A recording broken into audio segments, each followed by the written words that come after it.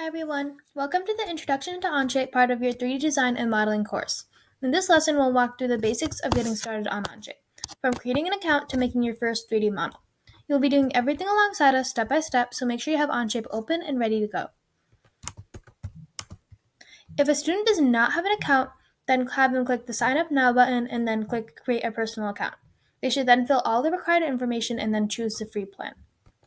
If a student does have an account, have them click the Sign In button and then fill out their email and passcode. To begin a project, have them click the Create button. Then click the Create Document button to start designing. If you like to organize your files, you can also click the Create Folder button. Pause this video here and then create a folder for this course. Then create your first document inside that folder. Let's talk about how to move around your design. Without a mouse, you can use the arrow keys to move, use this trackpad zoom gestures to zoom in and out.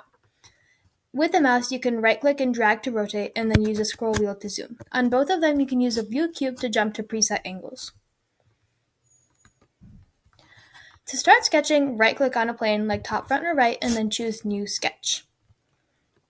Once your sketch is started, click the first drop-down in the top toolbar. This menu contains all of the basic sketch elements like lines, circles, and arcs. The icon will change depending on what tool you last used. Click on the second drop-down. These tools are used to modify the sketch after you've drawn it. They let you adjust and fine-tune your shapes. In the third drop-down, you'll find the constraint tools. Constraints are rules that you can apply to keep your sketch accurate, like keeping lines parallel and shapes centered. I encourage you to pause this video now and do this project with us. Create a 2D sketch of a fruit, animal, or a tool. Use several sketch elements, adjusting features, and constraints, and then make an item that you plan to turn into a 2D shape. I meant a 3D shape. Welcome back! Now that you've used the 2D sketch, now you can turn it into a 3D object.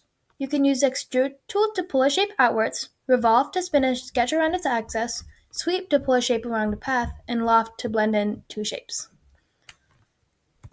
To modify your model, use these tools. Fillet rounds the edges, Chamfer adds a beveled edge, Hole lets you cut holes, and the Shell tool hollows out a solid part.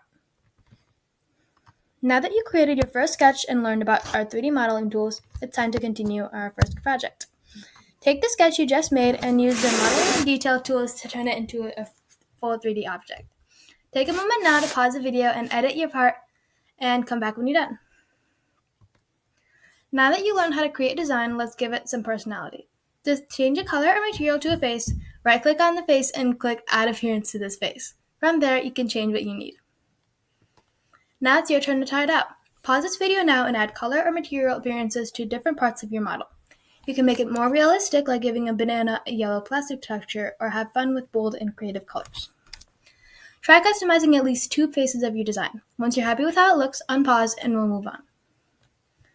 Great work so far! You officially completed your first steps in Onshape. If you like some extra practices, you can go on Stemplore and answer questions to review key concepts. Then, when you're ready, you can move on to the design projects in the curriculum. We can't wait to see what you come up with, and thank you for listening.